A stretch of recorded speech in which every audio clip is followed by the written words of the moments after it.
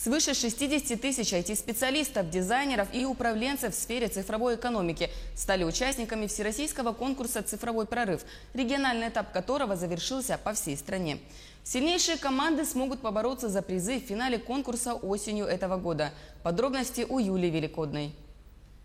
55 лет – это возраст самого старшего участника конкурса. Михаил Чиросов, заведующий лабораторией биологических проблем криолитозоны Сибирского отделения Российской академии наук. Он и его команда работали над прототипами цифровых продуктов в номинации «Государственные услуги и управление». Вопрос лицензирования в области малого бизнеса, спектр лицензий, который берется, он огромен. Закон есть федеральный по лицензированию. Мы взяли эту тему.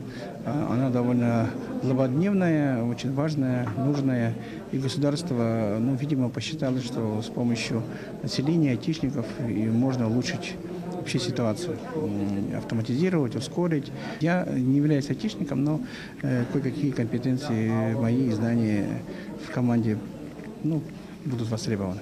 Команда студента Марины Анисифоровой в течение 36 часов непрерывного хакатона работала в номинации «Образование и наука». Их проект направлен на помощь выбора образовательного учреждения для абитуриентов, в том числе иностранных. Мы разработали веб-интерфейс на базе сайта с картой.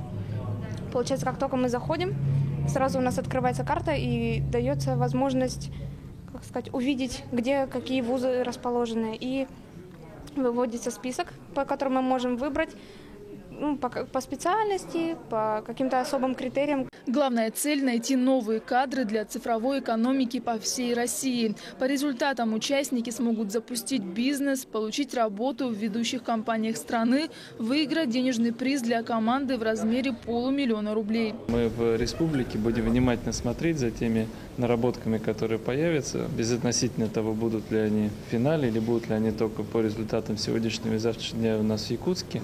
И те из них, которые будут отвечать на актуальные задачи, которые стоят перед республикой, они будут реализованы у нас и в правительстве. Мы ориентированы на то, чтобы как раз те решения, которые предлагают активные инициативные люди, они становились основой потом работы органов государственной власти и в городском хозяйстве, использовались и в здравоохранении, и в других сферах, над которыми будут работать сегодняшние участники. Более 150 жителей Якутии и Магаданской области подали заявки на участие в конкурсе «Цифровой прорыв». Вместе с Якутском региональный этап прошел в эти выходные еще в 4 городах – Казань, Великий Новгород, Пермь и Симферополь. Юлия Великодная, Павел Пахомов, Якутск.